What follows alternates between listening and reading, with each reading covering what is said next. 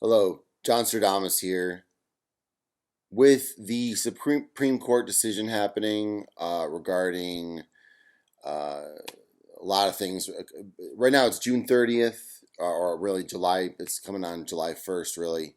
Um, I had to make a video, and I'm sorry for the quality. My phone's full of video. The information is what's important, okay? I had to document this because I've been writing about a very, very long term pattern that I've been writing. I mean, I literally have multiple of these journals, handwritten, leather-bound journals that I've been writing about this time, and of course on my phone as well.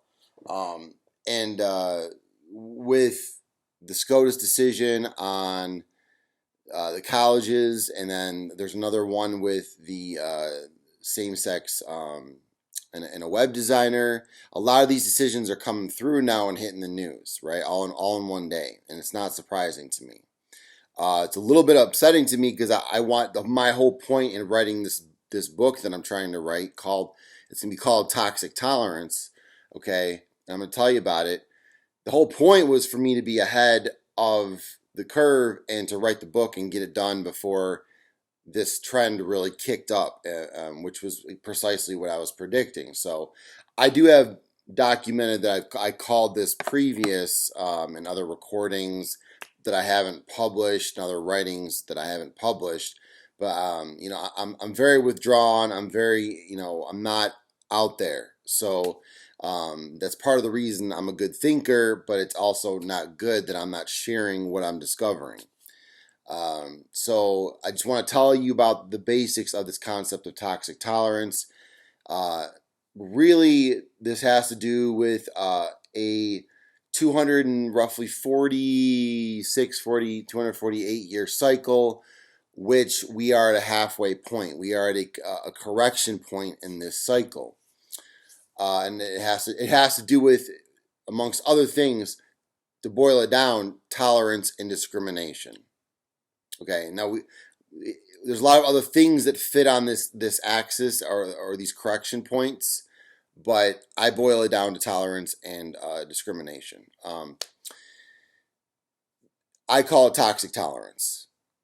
Okay, even Karl Popper, who wrote the book about the open society and its enemies, I believe, even he pointed out that back when he wrote that book, which was I think sometime around 1950, 1940, late 1940s. I'm sorry. I think as he wrote and published the book, he was in World War II was actually occurring, I believe, and that's why tolerance at that point was so everyone was ready to receive that idea, right? And that there was a need for tolerance at that point.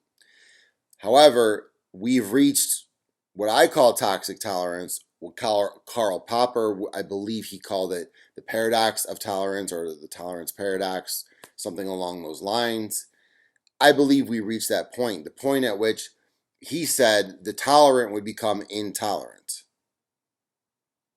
And that's the point we've reached. I'm not going to go into this extensively. I'm writing about it. I prefer to do things in an organized fashion, but I believe we've reached that point. The best parallel I can give you is that in the human body, for example, there are these balances, and dare I say binaries, right? Or polarities. Okay, but we'll take one: calcium, magnesium. If you consume too much calcium, and by the way, this is an oversimplification, but the general truth is here. If you have too much calcium in your blood, in your body, in your blood, your magnesium levels will go down. I believe it has to do, and vice versa also. Magnesium levels are too high in your blood, you're going to be very, very low in calcium. So you'll be, in this scenario, it was called, it would be hypercalcemia, or you have a toxic level of calcium. It's beginning to affect this balance of your body, and it's causing, due to I think site receptors on a cell, that compete. I believe calcium and magnesium compete. I don't know if that's 100% correct, but it's the general idea.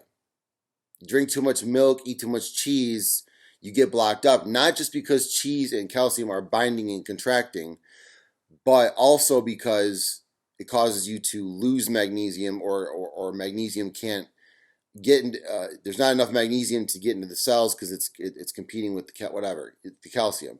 Magnesium helps you relax, calcium helps you contract. They work in tandem, right? Same with everything else in this world we live in. They are on these we can call them binaries, we can call them polarities if you like, whatever you want to call it. They are opposites. And we have reached a point of what I call toxic tolerance. And that is the book that I'm currently working on. And I don't even have a manuscript finished yet. I hope to get that done by the end of July. So I'm just documenting the mere fact that I was ahead on all of this. I'm not at this point. I'm not even ahead on it because we have these SCOTUS decisions coming out.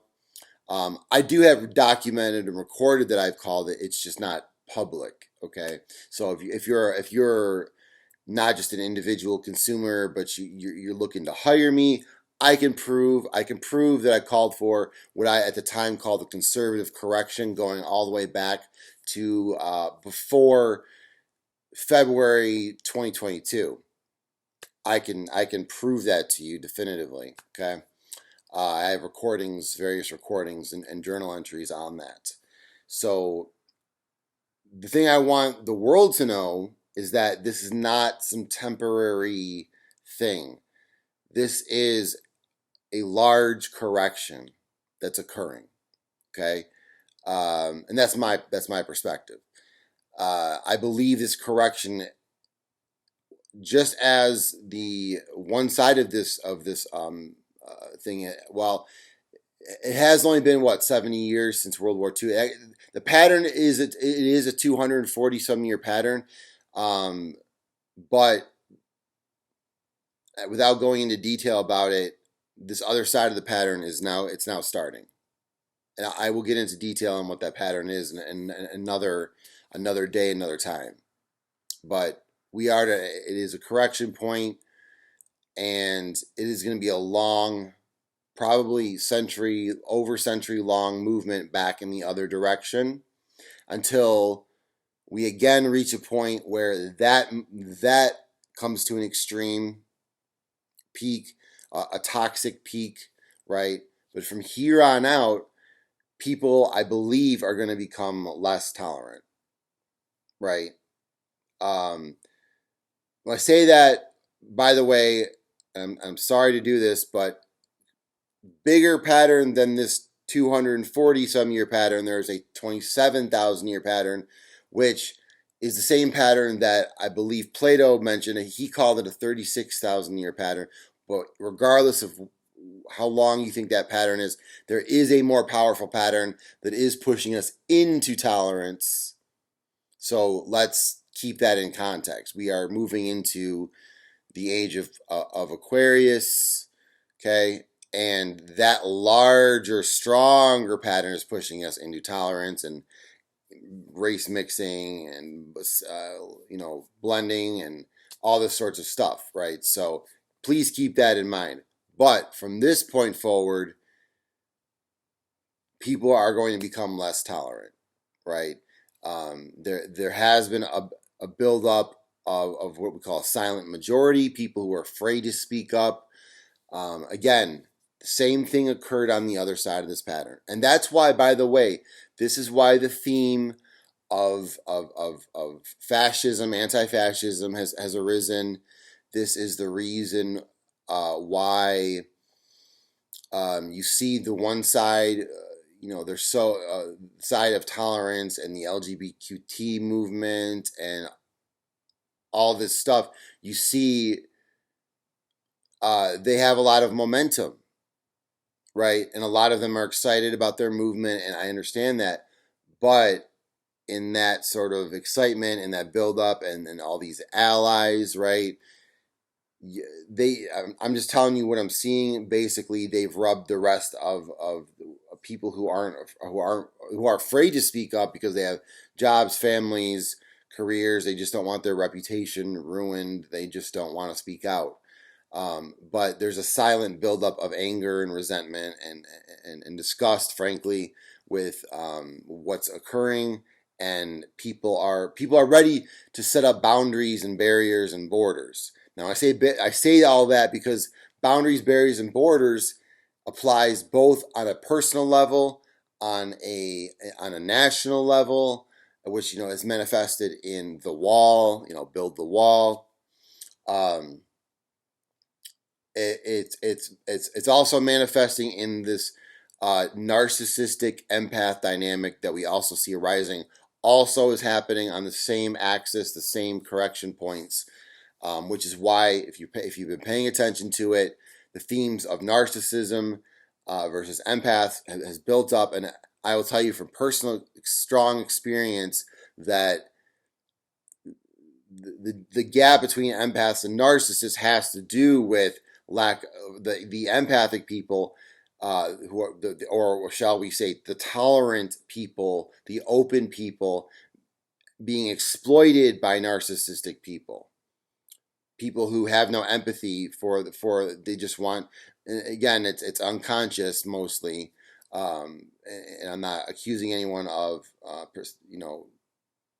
not having ill will, but the fact is when an empath doesn't stand up for themselves, they attract a narcissist due to their lack of boundaries or borders, and they get exploited. They are naturally attracted to each other.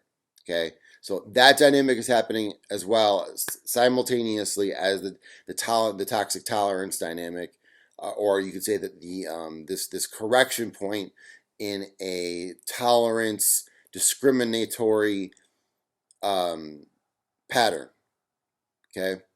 Now, when I say tolerance, by the way, I am not advocating for anything specifically. This has nothing to do with my personal views, okay? Other than the fact that we're all subjective people, I strive for as much objectivity as I can. I'm a pattern seeker, a forecaster. I am not an activist. I am not. I am not a catalyst. I am not calling for action. I am merely in writing and discussing these topics. I am merely a researcher, an introvert, intelligent introvert, a pattern seeker who is just I'm just trying to turn this into my work. Okay, essentially. So if you don't like it, you don't have to agree with it. I don't care. It's what I see, and I believe that as I publish on this, as I make videos on it. The whole concept, I believe 5, 10, 20 years out, I will be proven more and more and more correct. Okay? And my goal is to be documented as accurate as a forecaster. So I'm putting my reputation on the line by tackling a very controversial issue, by forecasting something that I believe is inevitable, which is we reach the correction point. It's turning back the other way. Tolerance is not an infinite virtue value, right? There's pendulum swings of all these ideas, concepts, principles, morals, ideologies. All of these things have their own time where they peak and they go up and down, or back and forth, back and forth. Okay. So I'm going to leave you with that. The concept is toxic tolerance. Going back, I call the conservative correction. By the way, conservatism versus liberalism also fits on this axis. By the way, in a very real way, Christianity versus well, I'm not going to get into that one. That's a little bit touchy. A lot of things exist on this axis. Let's just put it that way, okay? So with that, I forecast that there's going to be less tolerance. People are fed up. People are going to become more discriminating. And I don't mean that like racially. I think most people have accepted that everyone deserves to be treated fairly. But you see it reversing. You see them with the thing on the call on the schools and the affirmative action and the school loans and all this stuff, right? So you're seeing it happen in front of you. I'm seeing it happen right in front of me. So I just couldn't let this pass by. Thank you for listening. I'm not going to go on beyond 15 minutes.